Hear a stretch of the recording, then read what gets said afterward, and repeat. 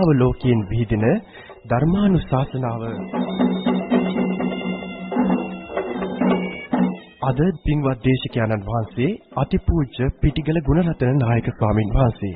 දායකත්වයේ දරන්නේ සුනේත්‍රා දේවිපාර, කොහුවල නුගේගොඩ අතුල චන්ද්‍රසේකර සහ භාග්‍යා සේනාධීර යන මහත්ම මහත්මීන් විසින්.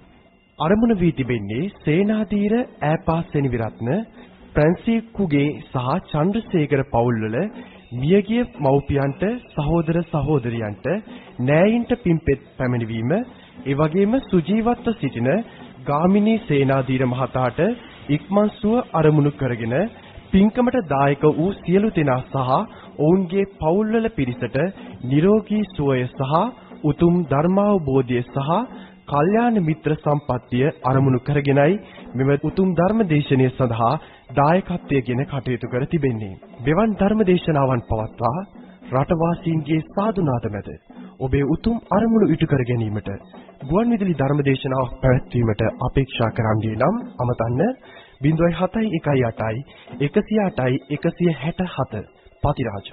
අපගේ ආරාධනයෙන් ධර්මාසනාරූඪව වැඩ සිටින පින්වත් දේශකයාණන් වහන්සේට චිරාගත සම්ප්‍රදායානුකූලව දැහැත් වට්ටිය පිරිනමා ආරාධනා කරනු ලබන්නේ සුභාසිනී සේනාධීර මහත්මිය විසිනි.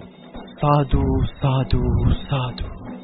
පින්වත් දේශකයාණන් වහන්සේ, ඔබ වහන්සේ විසින් මහත් වීරයෙන් උපයා සපයා ගන්නා ලද දහම් කරුණු ශ්‍රවණය කිරීමේ බලාපොරොත්තුවෙන් සිටින අප නිත්‍ය සීලේ පිහිටවන මැනව. ඕකාස අහං බන්තේ තිසරණේන සද්දින් පංච සීලං ධම්මං යාචාමි. අනුග්ගහං කତ୍වා සීලං දේතමේ බන්තේ අනුකම්පං උපාදාය. ဒ ුතියම්පි ඕකාස අහං බන්තේ තිසරණේන සද්දින් පංච සීලං ධම්මං යාචාමි. අනුග්ගහං කତ୍වා සීලං දේතමේ බන්තේ අනුකම්පං උපාදාය. තතියම්පි යෝකාස අහං බන්තේ තිසරණේන සද්දින් පංච සීලං ධම්මං යාචාමි. අනුග්ගහං කତ୍වා සීලං දේතමේ බන්තේ අනුකම්පං උපාදාය. සාදු සාදු සාදු. නමෝ තස් භගවතු අරහතෝ සම්මා සම්බුද්දස්ස. නමෝ තස් භගවතු අරහතෝ සම්මා සම්බුද්දස්ස. නමෝ තස් භගවතු අරහතෝ සම්මා සම්බුද්දස්ස. බුද්ධං සරණං ගච්ඡාමි. බුද්ධං සරණං ගච්ඡාමි. ධම්මං සරණං ගච්ඡාමි. ධම්මං සරණං ගච්ඡාමි. සංඝං සරණං ගච්ඡාමි. සංඝං සරණං ගච්ඡාමි. ဒ ුතියම්පි බුද්ධං සරණං ගච්ඡාමි. ဒ ුතියම්පි බුද්ධං සරණං ගච්ඡාමි. ဒ ුතියම්පි ධම්මං සරණං ගච්ඡාමි. ဒ ුතියම්පි ධම්මං සරණං ගච්ඡාමි. ဒ ුතියම්පි සංඝං සරණං ගච්ඡාමි. ဒ ුතියම්පි සංඝං සරණං ගච්ඡාමි. තතියම්පි බුද්ධං සරණං ගච්ඡාමි. තතියම්පි බුද්ධං සරණං ගච්ඡාමි. තතියම්පි ධම්මං සරණං ගච්ඡාමි. තතියම්පි ධම්මං සරණං ගච්ඡාමි. තතියම්පි සංඝං සරණං ගච්ඡාමි. තතියම්පි සංඝං සරණං ගච්ඡාමි.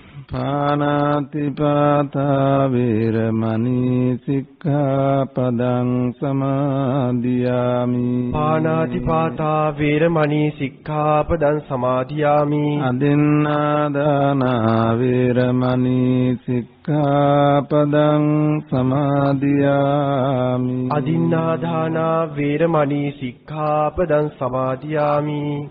කාමේසු මිච්ඡාචාරා වේරමණී සික්ඛාපදං සමාදියාමි. කාමේසු මිච්ඡාචාරා වේරමණී සික්ඛාපදං සමාදියාමි. මුසාවාදා වේරමණී සික්ඛාපදං සමාදියාමි. මුසාවාදා වේරමණී සික්ඛාපදං සමාදියාමි. සුරාමේරය මජ්ජපමාදට්ඨානා වේරමණී සික්ඛාපදං සමාදියාමි.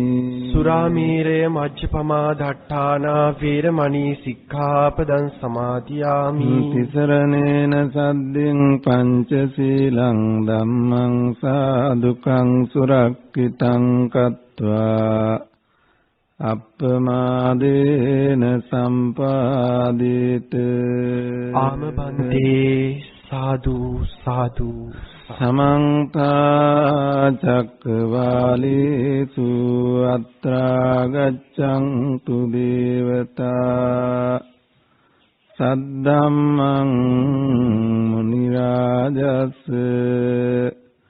සුනන්තු සග්ග මොක්ඛදං.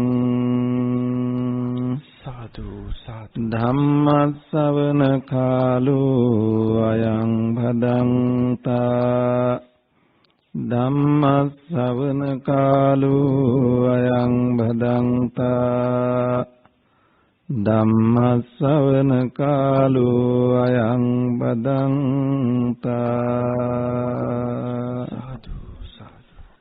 නමෝ තස්ස භගවතු අරහතු සම්මා සම්බුද්දස්ස. නමෝ තස්ස භගවතු අරහතු සම්මා සම්බුද්දස්ස. නමෝ තස්ස භගවතු අරහතු සම්මා සම්බුද්දස්ස. සාදු සාදු.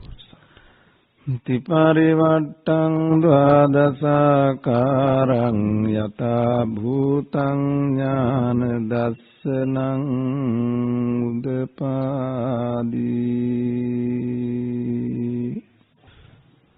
වාසනාවන්ත ගුණපුරණ කාරුණික පින්වත්නි, ත්‍රිපරිවට්ටයෙන් 12 ආකාරයකින් පරිපූර්ණ කළගත යුතු ඥාන දර්ශනයේ පිළිබඳව අප කෙරෙන් විමසූ පැනයට පිළිතුරු වශයෙන් කෙරෙන දේශනා මාලාවේ දෙවැනි දේශනාව හැටියට අදත් මේ පින්වතුන් ඊ타ත්ම සදහෙන් ගෞරවයෙන් ඒ ධර්ම ශ්‍රවණයට සැරසෙනවා. මේ අය බණ අසමින් ලෝවාසී සදහෙතෙනියට ඉදිරියේදී ඒ ධර්මයේ ශ්‍රවණය කරගන්නට අවස්ථාව සලසාලමින් සබ්බ දානං ධම්ම දානං දිනාති සියලු දානයන් අතර අග්‍ර වූ දානයේ උතුම්ම දානයේ හැටියට සැලකෙන ඒ ධර්ම දානය ලොවට දායාද කරමින් බණ ඇසීමේ හා ධර්ම දානමය උතුම් පින්කම් මේ වෙලාවේදී සිද්ධ කරගන්නට අවස්ථාව සලසා ගනිමි. මේ දේශනාව සඳහා ප්‍රතිබර දායකත්වයේ දරන්නේ කොහුවල පදිංචි භාග්‍යා සේනාධීර මහත්මිය හා අතුල චන්ද්‍රසේකර මහත්මාණන් ඇතුළු කොට ඇති මේ පවුලේ හැම දෙනා ඇතුළු හිතයිසී හැම දෙනාගේම සහභාගීත්වයෙන් සම්බන්ධතාවයෙන් තම තමන්ගේ උතුම් නිවන පිළිබඳව අරමුණු අපේක්ෂා මුදුන්පත් කරවා ගැනීමේ උදාර අභිලාෂයෙන්. ඉතින් අපි මේ වෙලාවේදී කුල પરම්පරාගතව මිය ගියේ හැමටත් සුජීවත්ව වාසය කරන හැමටත් බණ අහන හැම දිනාටමත් මේ ගෞතම බුදුසසුන තුලදීම සියලු දුකින් නිදහස් වූ ඒ පරම ශාන්ත වූ නිවනම වහවහ සාත්සාත් වේවා කියන උතුම් ප්‍රාර්ථනාවෙන් ඒ නිවන් ලබනාතුරු දෙලව ශාන්තිය නිදුක් නිරෝගී භාවය හැමත සැලසේවා කියන සත් ආශිර්වාදයෙන් යුක්තව මේ ධර්ම දේශනාව සිද්ධ කරන්නට අපි බලාපොරොත්තු වෙනවා. පින්වතුනි, වට්ට 3කින් 12 ආකාරයකින් පරිපූර්ණ කරගත යුතු ඒ උතුම් ඥාන දර්ශනය පිළිබඳවයි අපි පළමු දේශනාවේදී පිවිසුමක් හැටියට ඒ පිළිබඳව යම් අදහස් ටිකක් දැන ඉගෙන ගත්තා. නැවතත් අපි තවත් ටිකක් මේ මාතෘකාවට එන්නට මත්තෙන් මුලහා අග පිළිබඳව යමක් තේරුම් ගත්ත තරමටයි මේ අපි බලාපොරොත්තු වෙන මාතෘකාව හොඳින් හඳුනා ගන්නට අපට පුළුවන්කම ලැබෙන්නේ.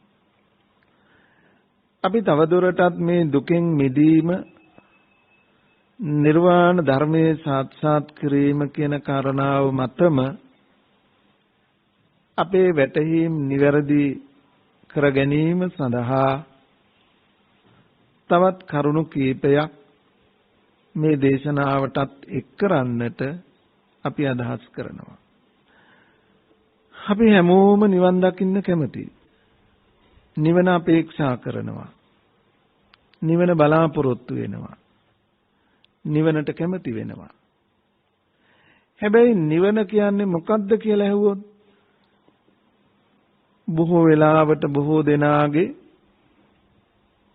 නිවන පිළිබඳව තියෙන්නේ එක්තරා විදිහක සංකල්පයක්. මූල පරයාය සූත්‍රය කියවලා බැලුවොත් නිවන හැටියටත් දැන මුලාවට පත්වන ආකාරය නිවන පිළිබඳවත් වැරදි දැක්මකට මිසදුටු බවට යන ආකාරයන් ඒ දැක්මේ දෝෂ පිළිබඳව එහි පැහැදිලි කරලා තියෙනවා. අපි නිවන කියලා කතා කරනකොට හුඟක් දෙනෙක් බලාපොරොත්තු වෙන්නේ කොහේ හරි තියෙන තැනක්, කොහේ හරි තියෙන දෙයක්. එතනට යන්න ඕන, ඒක දකින්න ඕන කියන අදහසක් තියෙනවා. එහෙම නැත්තම් නිවන කියලා කතා කරන තැනදී බොහෝ දෙනෙක් අදහස් කරන්නේ කිසිවක් නැති තැනක්, ශූන්‍ය භාවයක්. හේ හිස්මව නම් නිවන කියලා කියන්නේ එහෙමනම් නත්ති කිංචි කිසිවක් නැත යන අරූපී ධානය, තුන්වෙනි අරූපී ධානයට නිවන කිව්වා වෙනවා. සමහර කෙනෙක් හිස් අවකාශයේ වගේය, නිවෙන්නේ මුකුත් නැහැ, පැටලෙවිලි ආකාශයේ වගේ තැනක් කියලා දකිනවා. එහෙනම් ඒ ආකාසානංචායතනය නිවනයි කියලා කිව්වා වෙනවා. තව සමහර කෙනෙක් විඥාන මාත්‍රයක් දැනගැනීම මාත්‍රයක් විතරයි, ඊට එහාවට මුකුත් නැහැ. එහෙම කිව්වහමත් අපි නිවන කියලා තවත් විදිහකින් කතා කරලා තියෙන්නේ විඥානංචායතනය. එතකොට කොහොම හෝ අපි මොන විදිහෙන් කතා කළත් නිවන යන ධර්මතාවය පිළිබඳව අපේ තියෙන වැටහීම් නිවැරදි නෑ කියලායි අපට හිතෙන්නේ. ඒ වගේම සමහර කෙනෙක් හිතන්න පුළුවන් නිවන කියලා කියන්නේ ඇති වෙච්ච දෙයක් නැතිවීම කියලා. දුක කියලා එකක් තියෙනවා. ඒ තියෙන දේ නැති වෙච්ච තැනයි නිවන කියලා. මෙන්න මේ වගේ නිවන පිළිබඳව එක එක්කෙනාගේ එක එක අර්ථකථන තියෙනවා. තම තමන්ගේ විශ්වාසයන් තියෙනවා. හැබැයි මේ කිසිවක් නිවන යන ධර්මතාවයට සාධාරණයක් සපයන්නේ නැහැ. අපි නිවන යන වචනයට ආසන්න වචනයක් පිළිබඳව සොයලා බැලුවොත් අනුත්පාද නොහට ගැන්ම. එතකොට හටගත් දේක අභාවය, හටගත් දේක නිරුද්ධ වීම නිවන නෙමෙයි. අනුත්පාදය නිවනයි. අනුත්පාදය කියලා කියන්නේ නොහට ගැන්ම. මොනවයි නොහට ගැන්මද කියලයි මේ ඥාන දර්ශනයේ පරිපූර්ණත්වයට පත් වෙන කෙනා දිනෙන් දින අවබෝධ කරමින් ඉදිරියට එන්නේ. අනුත්පාදේ යනු කුමක්ද? නොහට ගැන්ම යනු කුමක්ද? මොනවද නොහට ගන්නෙ? කොහොමද ඒ නොහට ගැන්මට එන්නේ? මෙන්න මේ වැඩපිළිවෙලයි අපට ඥාන දර්ශනයක් තුළින් නිවැරදිව වටහා ගන්න, තේරුම් ගන්න වෙන්නේ. ඒ අවබෝධය පරිපූර්ණ වෙන්නයි සෝවාන්, සකදාගාමි, අනාගාමි, අරහත් යන මේ සතර මාර්ග සතර ඵල පරිපූර්ණත්වයට පත් කරවමින් ඒ චතුරාර්ය සත්‍ය ධර්මයන්ගේ අවබෝධයේ නිමාවට නිර්වාණ ධර්මය වූ අසංකත ධාතුව ප්‍රත්‍යක්ෂ කරගන්න පුළුවන් තැනට ඒ අවබෝධයේ නුවණ වඩන්න පුළුවන් වෙන්නේ ඒ පිළිවෙලටයි. එනිසා දුකෙන් මිදීම, නිවන ලැබීම කියන කාරණා දෙක අපි දන්න සම්මතයෙන් ඉක්මලා ඒ ගැන යමක් අපි දන්නවට වඩා එහාට ගිහිල්ලා ගැඹුරින් සොයාගත යුතු වෙනවා. අන්න ඒ ටික අහගන්න ටික තමයි අපි කොතනටද ඒ කටයුත්ත සාධාරණ වෙන්නේ කියලා විමසා බලන්න වෙනවා. පින්වතුනි, ත්‍රිපරිවට්ටං ද්වාදසාකාරං යථා භූතං ඥාන දර්ශනං. වට්ට තුනකින් 12 ආකාරයකින් ඥාන දර්ශනයේ පරිපූර්ණ විය යුතුයි. ඒ පරිපූර්ණත්වයට පත්වීමමයි සම්බුද්ධත්වයට පත්වීම කියලා කිව්වේ. අරහත්ත්වයට පත්වීම කියලා කියන්නේ ඒ ත්‍රිපරිවට්ඨයෙන් ද්වාදසාකාරයකින් ලබන ඒ චතුරාර්ය සත්‍ය පිළිබඳව අවබෝධය. වට්ට තුන කියලා කියනකොට සත්‍ය, කෘත්‍ය, කෘත අවස්ථා තුනක් තියෙනවා. සත්‍ය, කෘත්‍ය, කෘත. ඔය අවස්ථා තුනට චතුරාර්ය සත්‍ය බෙදී යනවා 12 ආකාරයකට. දුක්ඛ සත්‍යයේ සත්‍ය ඥාන, සමුදය සත්‍යයේ සත්‍ය ඥාන, නිරෝධ සත්‍යයේ සත්‍ය ඥාන, මාර්ග සත්‍යයේ සත්‍ය ඥාන හතරයි. ඊළඟට දුක්ඛ සත්‍යයේ කෘත්‍ය ඥාන, සමුදය සත්‍යයේ කෘත්‍ය ඥාන, නිරෝධ සත්‍යයේ කෘත්‍ය ඥාන, මාර්ග සත්‍යයේ කෘත්‍ය ඥාන කියලා කෘත්‍ය වාරයේදී සතර ආකාරයකට එනවා. ඊළඟට කෘත අවස්ථාව දුක්ඛ සත්‍යයේ කෘත ඥාන, සමුදය සත්‍යයේ කෘත ඥාන, නිරෝධ සත්‍යයේ කෘත ඥාන, මාර්ග සත්‍යයේ කෘත ඥාන. ඒ අවස්ථාවේදී සතර ආකාර වෙනවා. මේ ආකාරයෙන් 12 ආකාරයකින් මේ ඥාන දර්ශනය පරිපූර්ණ වෙනවා. එතකොට අපි මේන් කෘත කියන අවස්ථාව ගත්තොත් එයින් කියවෙන අදහස අපි ඉදිරියට වැඩි දුරටත් විස්තර කරගනිමු. දැන් සරල අදහසක් තේරුම් ගන්න බලන්න. දුක්ඛ සත්‍ය අපි සාමාන්‍ය ලෝකයේදී ඔබ අහලා ඇති දුක පිරිසිඳ දත යුත්තක්ය, සමුදය ප්‍රහාණය කළ යුත්තක්ය, නිරෝධය සාක්ෂාත් කළ යුත්තක්ය, මාර්ගයේ වැඩි යුත්තක්. මාර්ග සත්‍ය වඩන්න ඕන, නිරෝධ සත්‍ය සාක්ෂාත් කරන්න ඕන, සමුදය සත්‍ය ප්‍රහාණය කරන්න ඕන, දුක්ඛ සත්‍ය පිරිසිඳ දකින්න ඕන.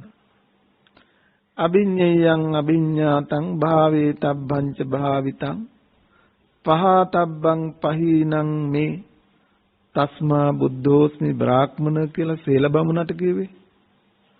පිරිසිඳ දත යුතු දේ පිරිසිඳ දැක්කා, ප්‍රහාණය කළ යුතු දේ ප්‍රහාණය කළා, සාත්සාත් කළ යුතු දේ සාත්සාත් කළා, වැඩි යුතු දේ වැඩුවා. එබැවින් මම සම්මා සම්බුද්ධ වෙනවා කියලා වදාළේ. එතකොට උන්වහන්සේ එතනදී පිරිසිඳ දත යුත්ත පිරිසිඳ දැකලා අවසන්. ආයිතුරුනේ. ප්‍රහාණය කළ යුතු යමක් තිබුණා නම් අවිද්‍යාව, තෘෂ්ණා, කර්ම කෙලෙස් වශයෙන් ඒ සියල්ල අවසන් කරලා ප්‍රහාණය කරලා සාත්සාත් කළ යුතු නිවන ඉතුරුවක් නැතුවම සාත්සාත් කරලා වැඩි යුතු මාර්ගය පරිපූර්ණව වඩලා ඉතුරු වෙලා නැහැ. එතකොට යම් තැනකදී දුක පිරිසිඳ දැක්කා කියන නුවණත්, සමුදය ධර්මයෝ සියල්ල ඉතුරු නැතුව ශේෂ නොවි ප්‍රහාණය වුණා කියලා දන්නා වූ නුවණත්, නිරෝධය සාත්සාත් වුණා කියලා පරිපූර්ණයි කියලා දන්නා නුවණත්, මග වඩලා අවසන් කියන නුවණත්, මෙන්න මේ සතර නුවණ තමයි දුක්ඛ සත්‍යයේ කෘත ඥාන, සමුදය සත්‍යයේ කෘත ඥාන, නිරෝධ සත්‍යයේ කෘත ඥාන, මාර්ග සත්‍යයේ කෘත ඥාන කියලා කියන්නේ. ඔය කෘත ඥාන හතර පරිපූර්ණ වුණාම තමයි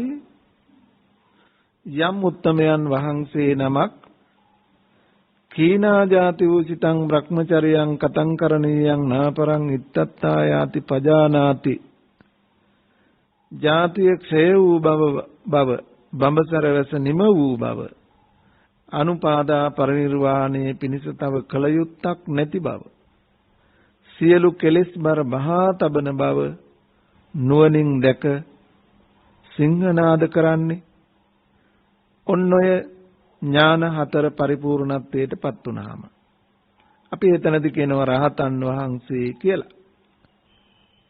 ඔය කෘත ඥාන හතර පරිපූර්ණත්වයට එන්නේ බෑනේ. ඒ පරිපූර්ණත්වයට පත් කරන වැඩපිළිවෙලක් නැතුව අන්න ඒ කෙමෙන් ඒ පරිපූර්ණත්වයට එන අවස්ථාවට අපි කියනවා කෘත්‍ය අවස්ථාව කියලා. ක්‍රියාකාරී අවස්ථාව. ඔබ සාමාන්‍ය ලෞකික ජීවිතයේ යම් කටයුත්තක් පිළිබඳව ගලපලා බැලුවා මේ අදහසමයි කියවෙන්නේ. ඒ ලෞකික යම් වැඩපිළිවෙලකදී වුණත් මේ අවස්ථා තුන ඔබට අත්දකින්න පුළුවන්. අපි ඒ ගැන කතා කරමු. ක්‍රියාකාරී අවස්ථාව. දුක පිරිසිඳ දකිමින් ඉන්නවා. තාම සම්පූර්ණ නැහැ. සමුදය ප්‍රහාණය කරන අවස්ථාව ඉවර නෑ තව. නිරෝධේ සාක්ෂාත් කරමින් ඉන්නවා. තාම අවසන් නෑ. මාර්ගයේ වඩමින් ඉන්නවා. තාම වඩලා ඉවර නෑ. මෙන්න මේ අවස්ථාව පිළිබඳව නුවණක් යෙදෙනවා. දුක මෙතෙක් පිරිසිඳ දැක්ක තව පිරිසිඳ දකින්න තියෙනවා. අවබෝධයක් තියෙනවා. සමුදය මෙතෙක් ප්‍රහාණය වෙලා තව මෙතෙක් ඉතුරුව තියෙනවා. අපි ගත්තොත් මෙහෙම සෝතාපන්න වෙච්ච කෙනා දන්නවා දැන් මා තුල සක්කාය දිට්ඨි විචිකිච්ඡා සීලබ්බත පරාමාස තුන් සංයෝජන ගෙවිලා ඉවරයි කියලා. හැබැයි කාමරාග ව්‍යාපාද රූප රාග අරූප රාග මාන උද්ධච්ච විජ්ජා තව 7ක් සංයෝජන වශයෙන් ඉතුරුයි කියලා දන්නවා. කාම උපාදාන, ditthi උපාදාන, අත්වාද උපාදාන, සීලබ්බත් උපාදාන කියන උපාදාන 4න් කාම උපාදානයේ අර ඉතිරි උපාදාන 3ම සහ මුලින් අවසන් කියලා දන්නවා.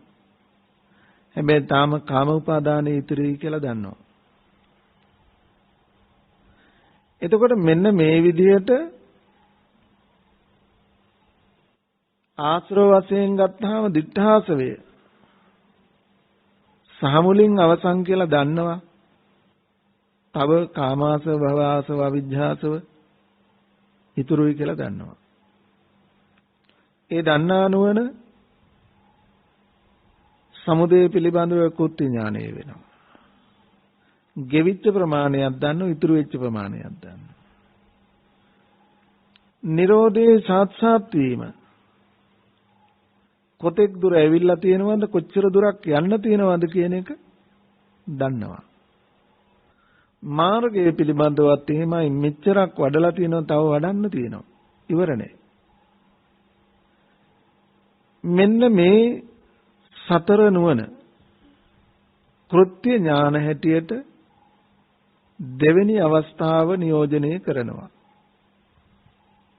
දුක්ඛ සත්‍යයේ කෘත්‍ය ඥාන, සමුදය සත්‍යයේ කෘත්‍ය ඥාන, නිරෝධ සත්‍යයේ කෘත්‍ය ඥාන, මාර්ග සත්‍යයේ කෘත්‍ය ඥාන. එතකොට දැන් අපිට දුක පිරිසිදු දකින්නවා කියන්න නම්, සමුදය ප්‍රහාණය වෙනවා කියන්න නම්, නිරෝධය සාක්ෂාත් වෙනවා කියන්න නම්, මාර්ගයේ වඩනවා කියන්න නම්, ඒ කෘත්‍යයට එන්න ඉස්සෙල්ලා අපි දුක කියන්නේ මොකද්ද? සමුදය කියන්නේ මොකද්ද? නිරෝධය කියන්නේ මොකක්ද? මාර්ගය කියන්නේ මොකක්ද කියලා දැන ඉන්න ඕන. ඒ හතර නිවැරදිව, निराවුල්ව දැනගත්ත කෙනෙකුට තමයි කෘත්‍ය ක්‍රියාව හම්බ වෙන්නේ. අන්න ඒ පළමු කොට දැනගන්නා වූ අවස්ථාව දුක්ඛ සත්‍යයේ සත්‍ය ඥාන, සමුදය සත්‍යයේ සත්‍ය ඥාන, නිරෝධ සත්‍යයේ සත්‍ය ඥාන, මාර්ග සත්‍යයේ සත්‍ය ඥාන කියලා නම් කරනවා. මේ දුකයයි දන්නා වූ නුවණ, මේ සමුදයයි දන්නා වූ නුවණ, මේ නිරෝධයයි දන්නා වූ නුවණ, මේ මාර්ගයයි දන්නා නුවණ. මතක තියාගන්න ඕන, මේ අපි දන්න දෙයක් ගැන නෙමෙයි මේ කතා කරන්නේ. අපි දුකක් දන්නවා. දුකට හේතුවකුත් ඔබ දන්නවා. දුකින් මිදීමකුත් ඔබ දන්නවා. මිදෙන විදිහකුත් ඔබ දන්නවා. හැබැයි ඒක දුක්ඛ සත්‍යයේ සත්‍ය ඥාන, සමුදය සත්‍යයේ සත්‍ය ඥාන, නිරෝධ සත්‍යයේ සත්‍ය ඥාන, මාර්ග සත්‍යයේ සත්‍ය ඥාන වෙන්නේ නැහැ. මොනවද ඔබ දන්නේ? ඔබ දන්නවා ඉගෙන ගන්න බැරි වුණොත් දුක් විඳින්න වෙනවා. රස්සාවක් නැති වුණොත් දුක් විඳින්න වෙනවා. ඉන්න හිටින්න ගයක් දොරක් නැති වුණොත් දුක් විඳින්න වෙනවා. යාන වාහනයක්වත් නැති වුණොත් දුක් විඳින්න වෙනවා. සල්ලි මිල මුදල් නැති වුණොත් දුක් විඳින්න. ආවාහ විවාහකට නොගියොත් දුක් විඳින්න වෙනවා. එතකොට ඒ දුක දකින්නකොටම ඔබට සමුදයක් හම්බ වෙනවා. දැන් මේ දුක ආවේ කොහොමද? ඉගෙන ගන්න බැරි වුණොත් දුක එනවා. ඉගෙන ගන්න බැරි වුණොත් දුක එනවා. එතකොට දුකට හේතුව ඉගෙන ගන්න බැරි වෙච්ච එක. සල්ලි මිල මුදල් නැති වුණොත් දුක එනවා. සල්ලි මුදල් නැති බව සමුදය. සමුදය නිසා හට ගන්න දුක වෙනම එකක්. ඊළඟට රස්සාවක් නැති වුණොත් දුක් විඳින්න වෙනවා. දැන් මේ දුකක් තියෙනවා, දුකට හේතුවකුත් තියෙනවා. ආවා විවාහයක් නොවුනොත් දුක් විඳින්න වෙනවා. සමුදේ තියෙන දුක තියෙනවා. දුව දරුවෝ නැති වුණොත් නැතිකම නිසා දුක් විඳින්න වෙනවා. ගෙයක් දොරක් නැති වුණොත් ඉන්න හිටින්න තැන ඒ හේතුවෙන් දුක් විඳින්න වෙනවා. මේ දෙකක් දුකට හේතුවක් තියෙනවා. ඊළඟට ඔබ දකිනවා නිරෝධයක්. ඉගෙන ගත්තොත් දුකෙන් මිදෙන්න පුළුවන්. සැප ලබන්න පුළුවන්. රස්සාවක් තියෙනවා නම් දුකෙන් මිදෙන්න පුළුවන්, සැප ලබන්න පුළුවන්. ගෙයක් දොරක් තියෙනවා නම් ආවාහ විවාහ කරගත්තොත්, දුවදරුවෝ හිටියොත්, ඉන්න හිටින්න තැනක් තිබුණොත් දුකෙන් මිදලා සැපසේ ඉන්න පුළුවන්. සැප විඳින්න පුළුවන්. ඔන්න ඔබ දකින දුක දුකට හේතුවත් නිරෝධයක්. දැන් නිරෝධගාමිනී ප්‍රතිපදාවේ ඔබ ඉන්නවා. ඔබ දුකයි කියලා දකින දේ දුකට හේතුව දැකලා ඒ හේතුයෙන් නිදහස් වෙලා සැප ලබන්න ඔබේ මුළු ජීවිතේම ක්‍රියාකාරී වෙලා තියෙනවා. දැන් ඔබ ටිකක් හිතලා බලන්න, ඔබ දුක කියලා දැක්කේ මොකද්ද? ඔබ දුකට හේතුව කියලා දැක්කේ මොකද්ද? දුක්ඛ නිරෝධය කියලා ඔබ දැක්කේ මොකද්ද? නිරෝධ කරන මඟ කියලා දැක්කේ මොකද්ද? මේ මත තමයි ඔබේ කෘත්‍ය ක්‍රියාව සැකසීලා තියෙන්නේ. එතකොට ඔබ දැකලා තියෙනවා නම් දුක එන්නේ ඉගෙන ගත්තේ නැති නිසා ඔබ ඉගෙන ගන්න උත්සාහවත් වෙනවා. ඉගෙන ගත්තොත් සැප ලබන්න පුළුවන්. අන්න ක්‍රියාකාරී වෙනවා මාර්ගය. විභාග සමත් වුණොත් සැප ලබන්න පුළුවන්. නොවුනොත් දුක් විඳින්න වෙනවා. දුකට අකමැති, සැපයට කැමති, දැන් විභාගයේ සමත් කරගන්න බලනවා. රස්සාවක් නැති වුණොත් දුක් විඳින්න වෙනවා. දුකක් දුකට හේතුවක්. රස්සාවක් ලැබුණොත් සැප ලබන්න පුළුවන්. අන්න සැපයත් සැපයට හේතුවක් හම්බ වෙනවා. ආවා විවාහ නැති වුණොත් දුක් විඳින්න වෙනවා. ඒක තිබුණොත් සැප ලබන්න පුළුවන්. අන්න දුකක් දුකට හේතුවක්, සැපත් සැපයට හේතුවක් හම්බ වෙලා. සල්ලි මිල මුදල් තියෙනවා නම්, යාන වාහන තියෙනවා නම්, ගේ දොර වතු පිට තියෙනවා නම් සැපයි. ඒව නැත්තම් දුකයි. දුකක් දුකට හේතුවක්, සැපත් සැපයට හේතුවක් හම්බ වෙලා. දැන් ඔබ දුක හටගන්නේ යම් හේතුවකින්ද, සැප හටගන්නේ යම් හේතුවකින්ද? ඔන්න ඔබේ ක්‍රියාව කෘත්‍ය වෙලා තියෙනවා දුක හටගන්න හේතුවෙන් ඉවත් වෙලා සැප ලැබෙන හේතු සපරිපූර්ණ කරගන්න. ඔකනේ අපි ජීවත් වෙනවා කියන්නේ. හැබැයි අපිට කවදාවත් මේක ඉවරයක් නෑ, කෙලවරක් නෑ, අවසානයක් නෑ මේ ක්‍රියාවලියේ. අපි හැමදාම සැප ලබන්න කියලා, දුකෙන් මිදෙන්න කියලා ක්‍රියාකාරී වෙලා තියෙනවා. හැබැයි අපිට කවදාවත් දුකෙන් මිදලා සැප ලැබුණාද කියන අදහස අපි පළවෙනි දේශනාවේදී ඉරියව්ව උපයෝගී කරගෙන විමසීමක් කළා. මොකද අපි දන්නවා ඉගෙන ගත්ත අය වගේම ඉගෙන ගත්තේ නැති අය දුක් විඳිනවා. ඉගෙන ගත්ත අය වගේම ඉගෙන ගත්තේ නැති අයත් සැප විඳිනවා. විභාග සමත් වුණු අය වගේම විභාග අසමත් වෙච්ච අයත් දුක් විඳිනවා. විභාග සමත් අයත් අසමත් අයත් සැප විඳින අයත්. සල්ලි මිල මුදල් තියන අයත් දුක් විඳිනවා, නැති අයත් දුක් විඳිනවා. ගේ දොර වතු පිට යාන වාහන තියන අයත් දුක් විඳිනවා, නැති අයත් දුක් විඳිනවා. ආවා විවාහ කරගත්ත දුව දරුවෝ ඉන්න අය ඒ නිසා දුක් විඳින අයත් ඉන්නවා. ඒව නැති නිසා දුක් විඳින අයත් ඉන්නවා. ඒ නිසා හොයාගත්ත අයත් නැති අයත් ඇති බව නිසා නැති බව නිසා මේ දෙපැත්තෙම අපි බලාපොරොත්තු වෙන දෙයින් අපිව දුරස් කරපු බවක්, නිවැරදි පිළිවෙතක් නොවන බවක් අපි අපේ ජීවිතයේ දිහා බැලුවාම අපට තේරුම් ගන්න පුළුවන්. හැබැයි මේ ත්‍රිපරිවට්ටං ද්වාදසාකාරං කියලා කියන්නේ ඔය නුවණට නෙමෙයි, ඔය අවබෝධයට නෙමෙයි. ඔය අවබෝධයට කියන්නේ දුක්ඛේ අඥානං කියලා. දුක්ඛ සමුදය අඥානං, දුක්ඛ නිරෝධේ අඥානං, දුක්ඛ නිරෝධගාමිනී පටිපදාවේ අඥානයි. අපි මේ කතා කරන්නේ දුක්ඛ සත්‍යයේ සත්‍ය ඥාන කියලා කියනකොට දුක්ඛේ ඥානං, දුක්ඛ සමුදය ඥානං, දුක්ඛ නිරෝධේ ඥානං, දුක්ඛ නිරෝධගාමිනී පටිපදාය ඥානං. එතකොට මෙන්න මේ සතර නුවණ ඇති කෙනාට එයාට තියෙන දැක්මක් මොකද්ද? දුක හට ගන්න විදියක් තියෙනවා. දුක්ඛේ ඥාන, සමුදය ඥාන කියලා කියන්නේ මේ දුකයි මේ දුක හට ගන්න හේතුවයි. නිරෝධයත් නිරෝධ කරන මගත් කියනකොට මග්ගේ ඥාන, නිරෝධේ ඥාන කියලා කියනකොට නිරෝධයත් සැපතත් සැප ලබන මගත් ක්‍රම දෙකක් තියෙනවා. දුක දුකට හේතුව පිළිබඳව නුවණක් තියෙනවා. නිවනත් නිවන ලබන මග, එහෙම නැත්නම් සැපතත් සැප ලබන මග පිළිබඳව නුවණකුත් තියෙනවා.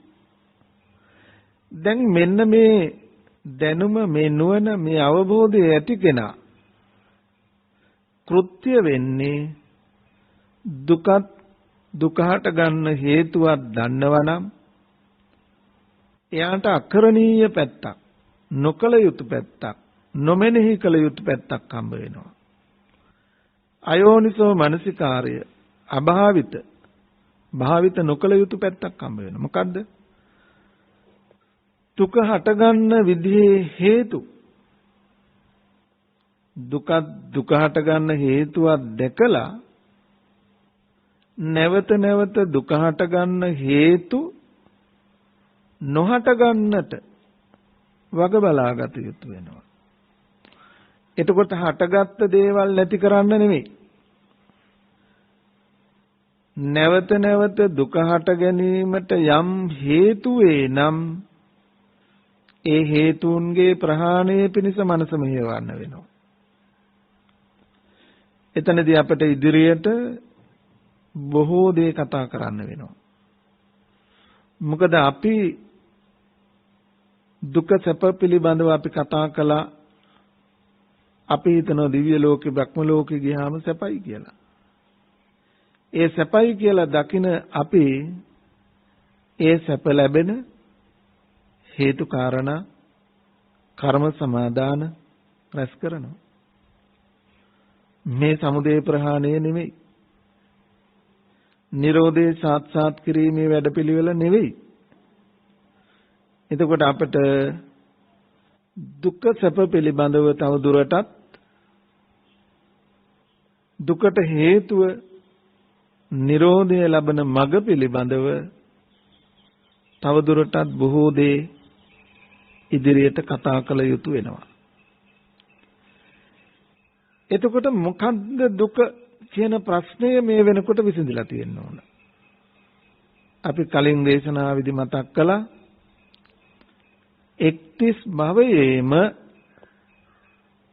එක්තිස් භවයේම අය අතරක් නේ මේ දුක කියන යථාර්ථයට යටත් වෙනවා.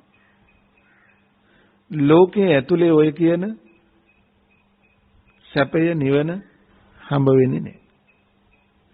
ඒ සියල්ල අයත් වෙන්නේ දුක කියන පැත්තට.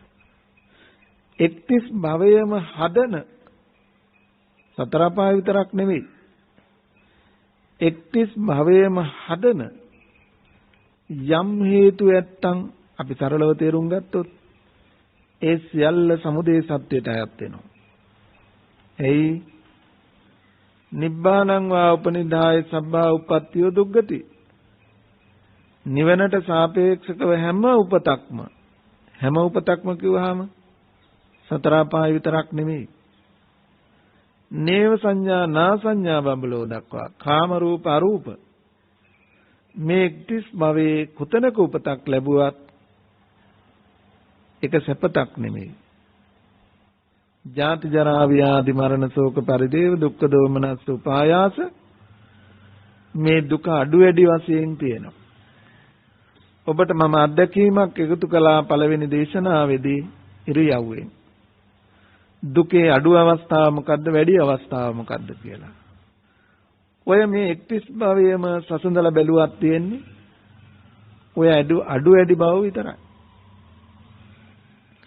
ඉහළට යන්න දුකේ අඩුවක් තියෙනවා.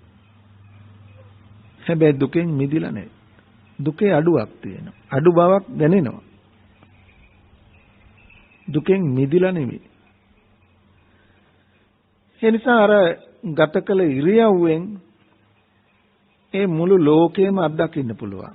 31 භවය පිළිබඳව අත්දැකීම ඔය මොහොතක ඉරියව්වෙන් ඔබ දකින්න. ඉරියව්වේ මුල පටන් ගත්ත තැන ඔබට ලැබෙන අත්දැකීම හා මැද අවස්ථාවේ ඔබ අත්දකින්න නැතිම අවස්ථාවක් තියෙනවා.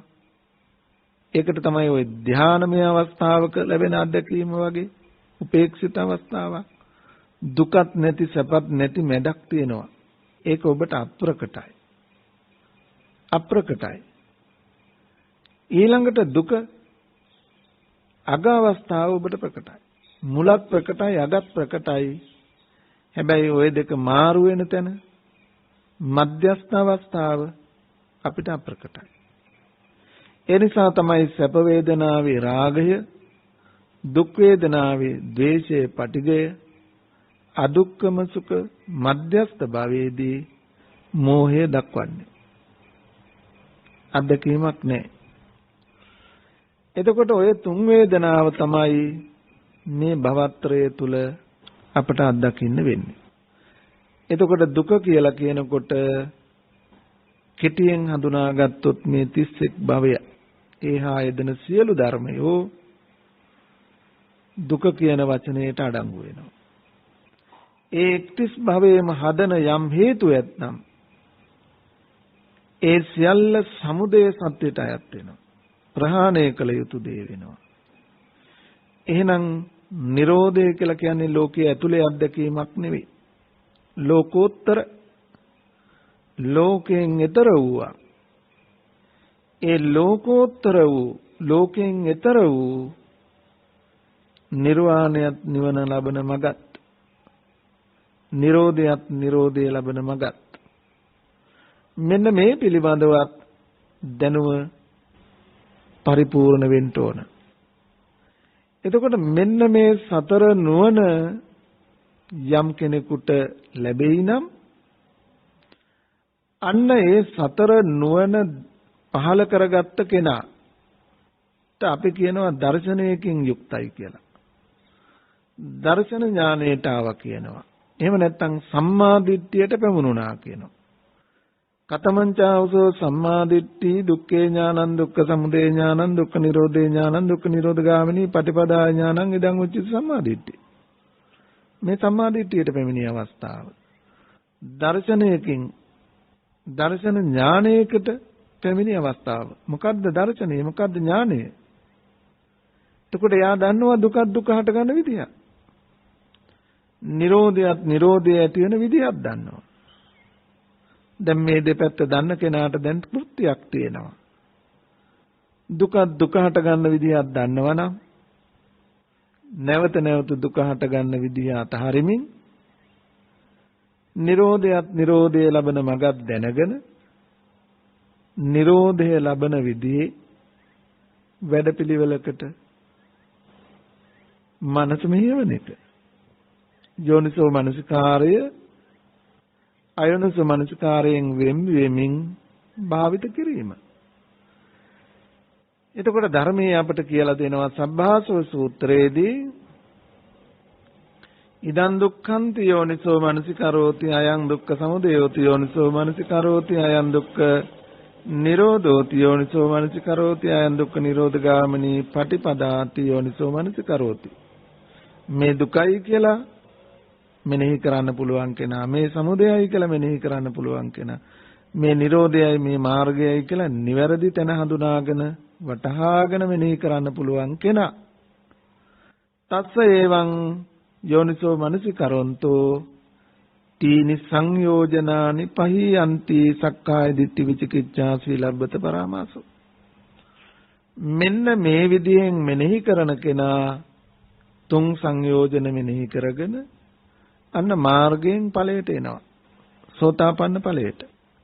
සෝතාපන්න ඵලයට පැමිණි කෙනාට සකදාගාමි මාර්ගය උරුමයි. ඒ මාර්ගයෙන් සකදාගාමි ඵලයට. සකදාගාමි මාර්ගයේ ඵලයට පැමිණි කෙනාට අනාගාමි මාර්ගය. අනාගාමි මාර්ගයෙන් අනාගාමි ඵලයට. සෝතාපට්ටි ඵලයට එනකොට සක්කාය දිට්ඨි විචිකිච්ඡා සීලබ්බත පරාමාස තුන් සංයෝජනම් ප්‍රහීන වුණා. දිඨාස වේගේ වුණා. දිට්ඨි උපාදාන සීලබ්බත උපාදාන අත්වාද උපාදාන ගේ වුණා. දැන් සකදාගාමි මාර්ගයෙන් තවදුරටත් කාමරාග ව්‍යාපාද දෙක අනුශේ අවස්ථා දක්වා ගෙවා ගත්තා. අනාගාමී මාර්ගයෙන් කාමරාග පටිග කියන සංයෝජන ධර්ම අනුශේ සහිතවම නැවත නොහට ගන්න සමුච්ඡේද ප්‍රහාණයෙන් ප්‍රහාණය කළා. එතකොට අනාගාමී වුණා කියලා කියන කාම ලෝකයට එන්න හේතු නෑ දැන්. රූප රාග අරූප රාග මාන උද්ධච්ච අවිජ්ජා තව සංයෝජන පහක් තියෙනවා ඒ අරහත් මාර්ගයෙන් ගෙවන්නේ. එතකොට මෙන්න මේ සෝතාපන්න මාර්ගයේ ඉඳලා අරහත් ඵලයේ දක්වා අතරත කාලය කෘත්‍ය අවස්ථාව, වඩන අවස්ථාව, භාවිත අවස්ථාව, ක්‍රියාකාරී අවස්ථාව. ඒ අවස්ථාවේ කෙලවර නිමාව තමයි කෘත අවස්ථාව. අභිසම්මත ලෝකේ රහතන් වහන්සේ කියලා සෝපදිශේෂ නිර්වාණයට පැමිණීම කියලා කතා කරන්නේ. ඉතින් අපිට මේ සෝපදිශේෂ අනුපදිශේෂ නිර්වාණය පිළිබඳවත් මේ දුක සැප පිළිබඳව තේරුම් ගැනීම උදෙසා නිවන යනු කුමක්දයි හඳුනා ගැනීම උදෙසා තවදුරටත් ඉදිරියට සාකච්ඡා කරන්න වේවි. එතකොට දැන් මේ දුක්ඛේ ඥාන, සමුදය ඥාන, නිරෝධ ඥාන, මාර්ග ඥාන, සත්‍ය ඥාන ලද්ද කෙනෙකුට ක්‍රියාකාරී වෙනවා කියන එක එච්චර අමාරු දෙයක් නෙමෙයි. කෘත අවස්ථාව දක්වා යන්න බැරි කමක් නැහැ. මොකද එයා වැටෙන කෙනෙක් නෙමෙයි. මේ තැනට ආපු කෙනාට ප්‍රමාදී වෙන්න පුළුවන් යම් කාල පරිච්ඡේදයක් තියෙනවා. උපරිමයෙන් ආත්ම භාව 7යි. ඊට එහාට ප්‍රමාදී වෙන්න බෑ. ඒක ධර්ම නියාමයක්. 7 වෙනි භවයෙන් 8 වෙනි භවයකට මේ කාම ලෝකයේ තුල යන්නේ නෑ යා. ධර්ම නියාමයක් ඇටියෙටම ප්‍රමාද වෙනවා නම් ප්‍රමාද වෙන්න ඉඩක් තියලා තියෙන ආත්ම භාව 7ක්. ඊට මෙහා පැත්තේ ඒක ජීවි කෝලංකෝල සත්තක්කත්තු පරම කියලා ඒ බෙදීම දක්වලා තියෙනවා. සමහර කෙනෙක් මේ මාර්ගයට පැමිණි කෙනා මේ ජීවිතේම ඵල ලබනවා. සමහර කෙනෙක් මේ ජීවිතේ බෑ 2 3 4 5 6 කියන ආත්ම භාව තුල සසු අවබෝධයට යනවා. එහෙමත් බැරි වුණොත් එතකොට ඒකට කියනවා කෝලංකෝල කියලා. එහෙමත් බැරි කෙනා සත්තක්කත්තු පරම සත්වෙනි ආත්ම භාවය තුල කාමරාග ව්‍යාපාද ආදී සියලු සංයෝජනයන් ගෙවාගෙන ඉතිරි අවබෝධයේ තරහා ඉදිරියට ඇදෙනවා.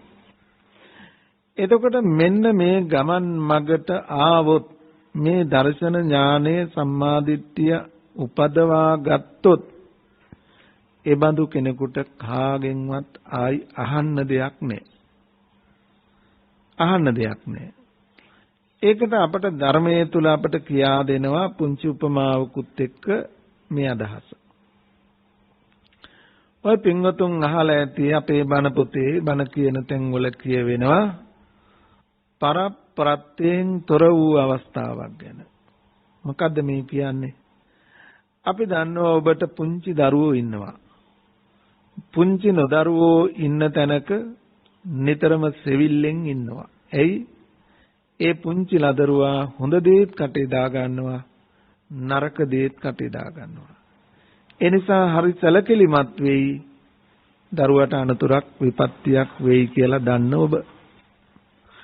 හැබැයි ඒ දරුවා ඒ විය ඉක්මවා යමක් තේරුම් ගන්න හොඳ නරක සුචි අසුචි දේ තේරුම් ගන්න පුළුවන් මට්ටමට ආවට පස්සේ අර පුංචි ලදරුවාගේ පස්සෙන් ඉන්නවා වගේ ළඟින් ඉන්නවා වගේ එහෙම ඉන්න ඕනේ නෑ. එයා දන්නවා කටේ දා ගන්න හොඳ නරක දේ සුචි අසුචි දේ දන්නවනේ. එයා ගැන අරතරන් විමසිල්ලක් වෙන්නේ නෑ. මෙන්න මේ දර්ශන ඥාණයට නාපු කෙනා හොඳ දේත් ගන්නවා නරක දේත් ගන්නවා. හරි දේත් ගන්නවා වැරදි දේත් ගන්නවා. අතනිනුත් අහනවා මෙතනිනුත් අහනවා අරහෙ ගිහිල්ලත් අහනවා එහෙ ගිහිල්ලත් අහනවා ඒවත් හරි මේවත් හරි ඔක්කොමත් හරි කියලා ඔලුවට දා ගන්නවා.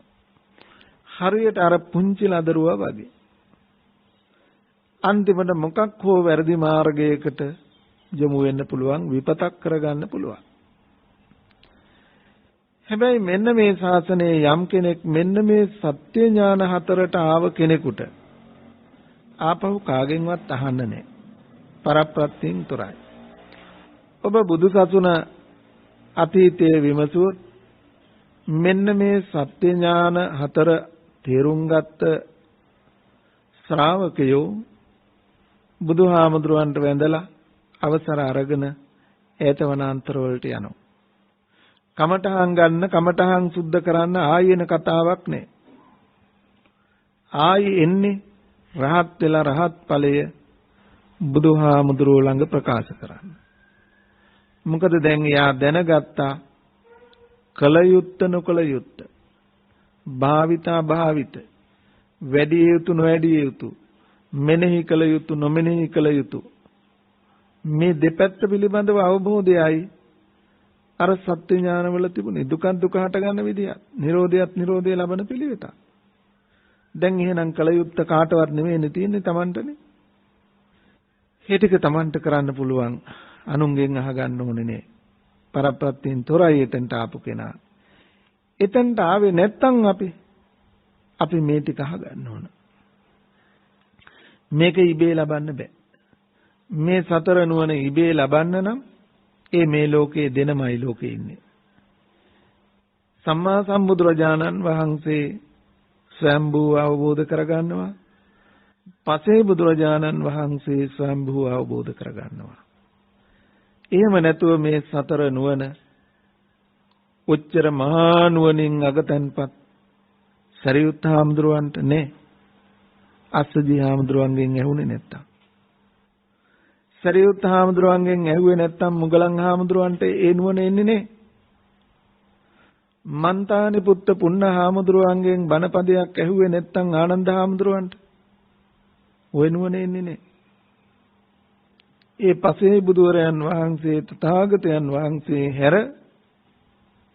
අන් හැම කෙනෙක්ම කල්යාණ මිත්‍රාශ්‍රයෙන් සද්ධර්ම ශ්‍රවණයෙන් මේ අවබෝධයට එන්න ඕන. ඒ නිසා ඔබට මට ගෝචර බිම වෙන්නේ මේ සතර ඥානයේ උපදවාගෙන වඩනවා කියන මාර්ගය පිළිබඳව කතා කරන එක නෙමෙයි. සතර නුවණ උපදවා ගත්තා නම් මාර්ගයේ වඩනවා කියන එක අපි ආපහු කතා කරන්න ඕනේ. ඒ අය දන්නවා. එහෙනම් ඔබට මට විශේෂයෙන් කතා කළ යුත්තේ, තේරුම් ගත යුත්තේ මෙන්න මේ සතර නුවණට එන්නේ කොහොමද කියලා.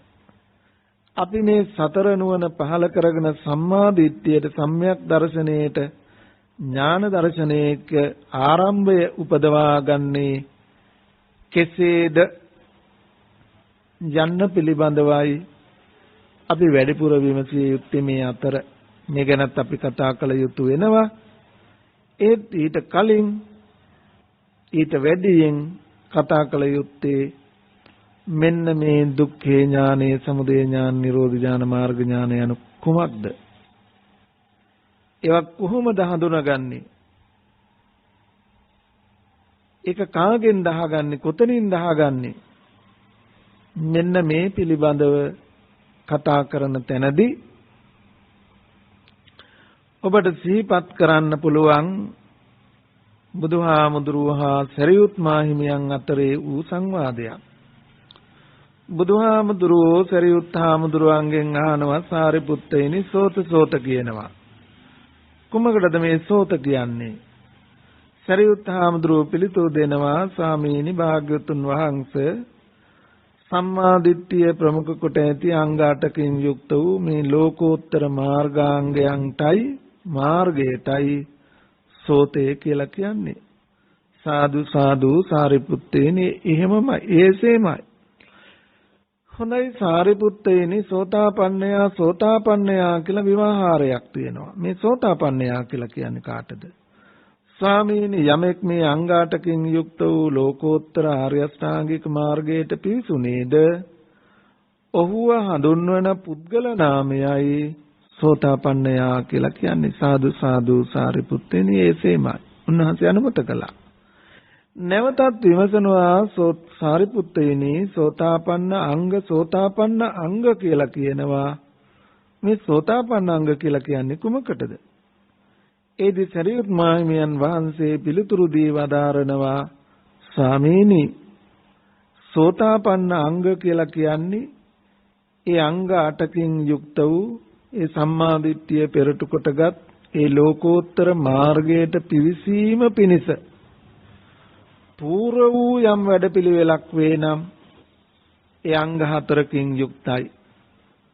එනම් කල්යාණ මිත්‍ර ආශ්‍රය නම් වූ සෝතාපන්නාංගය, ඒ කල්යාණ මිත්‍ර ආශ්‍රයෙන් අසන ධර්මය, සද්ධර්ම ශ්‍රවණය නම් වූ සෝතාපන්නාංගය, ඒ අසාගත් ධර්මයේ තුල යෝනිසෝ මනසිකාරය, අයෝනිසෝ මනසිකාරය, දුක දුක හට ගන්න විදිහත්, නිරෝධයත් නිරෝධය ලබන පිළිවෙතත් පිළිබඳව දන්නා වූ නුවණ යෝනිසෝ මනසිකාරය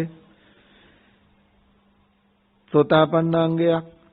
ඒ අවබෝධයෙන් අයෝනිසෝ මනසිකාරයේ හැර යෝනිසෝ මනසිකාරයේ පිහිටමින් චින්තනයෙන්, සුතමේ ඥානයෙන්, චින්තාමේ ඥානයෙන්, භාවනාමේ ඥානයෙන් ඉදිරියට එන අවස්ථාව ධම්මානුධම්ම ප්‍රතිපදාව සෝතාපන්නාංගය. මෙන්න මේ අංග 4 පරිපූර්ණ කරගෙනයි මේ සත්‍ය ඥානයට, සත්‍ය ඥානයෙන් කෘත්‍ය ඥානයට, කෘත්‍ය ඥානයෙන් කෘත ඥානයට මේ ඥාන දර්ශනය පරිපූර්ණ කරගෙන ඒ අමා මහ නිර්වාණ සාන්තිය ඔබට මට යම් දිනක සාක්ෂාත් කරන්න පුළුවන් වෙන්නේ. ඉතින් අපි ඉදිරි දේශනාවලදී ඒ ගැන විමසා බලන්නට කල් තබමින් අදට නියමිත කාලය නිම වෙන බැවින් අපි මේ දේශනාව මේන් නිමාවටපත් කරනවා.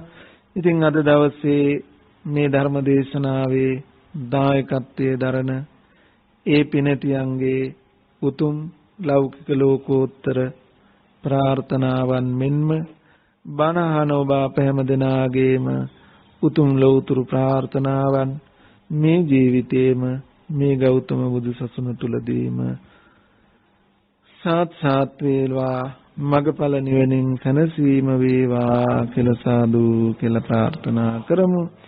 ඒ වගේම මතු බුදු වන උතුම් බුද්ධ බෝසත්යන් වහන්සේලා ඇතුළු පින් කැමැති ඉෂ්ඨකාමී දෙවියන්ට මේ පින් අයිති වේවා, දිව්‍ය ආශිර්වාද වැඩි දියුණු වේවා, ප්‍රාර්ථනීය බෝධියෙන් මා මහ නිවනින්ම සැනසේවායි සාදු කියලා දෙවියන්ට පිළිදෙමු. නමින් මිය පරලෝකීය දායකත්වයේ දරන ඒ පින්වතුන්ගේ නමින් කුල પરම්පරාගතව මිය පරලෝකීය සකල විද ඥාති වර්ගයාටත් ඔබ අප හැම දෙනා නමින් මියගිය ඥාතීන්ටත් මේ පින් අත්පත් වේවා, සසර ජීවිත සුවපත් වේවා, දුක් පිරි සසර මග නිමකොට සාන්ත නිවනින් සැනසේවායි සාදු කියලා පුණ්‍යානුමෝදනා කරමු. ඉතින් මේ පින්කමේ ප්‍රතිපරදායකත්වයේ දරූ ඒ පිනතියන් මෙන්ම මේ පවුල් වල සෑම සියලු දෙනාටත් සහභාගී වී ඔබටත් රජ රට සේවයේ සමස්ත කාර්ය මණ්ඩලයටත් ධර්ම ශ්‍රවණය කරන හැම දෙනාටත් ලෝවාසී සකල විද සත්වයාටත් මේ පුණ්‍ය බලයේ කුසල බලයේ තුනුරුවන්ගේ ආනුභාවයෙන් ආශිර්වාදයෙන් කළ කුසල පුණ්‍යානුභාවයෙන් දෘශ්‍යමාන අදෘශ්‍යමාන පළව දුරු කරදර බාධක කාචිත්ත පීඩාවන් දුරු වී අතුරු අන්තරා මගහැරී නිදුක් නිරෝගී භව චිර ජීවනයේ සියලු යහපත ශාන්තිය සහනීය සැනසෙල්ල හාත්පස රැකවරණී සැලසී වහවහ ඔබමම ප්‍රාර්ථනා කරන ඒ ලෞතුරා ශාන්තියෙන් සැනසුම කල් වේවාම සිත් ලැබේවා සැලසේවා. සාදු සාදු සාදු. අභිවාදන සීලිස්ස නිච්ඡං වද්ධා පචායිනෝ චත්තාරෝ ධම්මා වඩ්ඩන්ති ආයුවන්නෝ සුඛං බලං ආයුරාෝග්‍ය සම්පatti සග්ග සම්පatti මේවච අතෝ නිබ්බාන සම්පatti මිනාතේ සමිජ්ජතු. සාදු සාදු සාදු.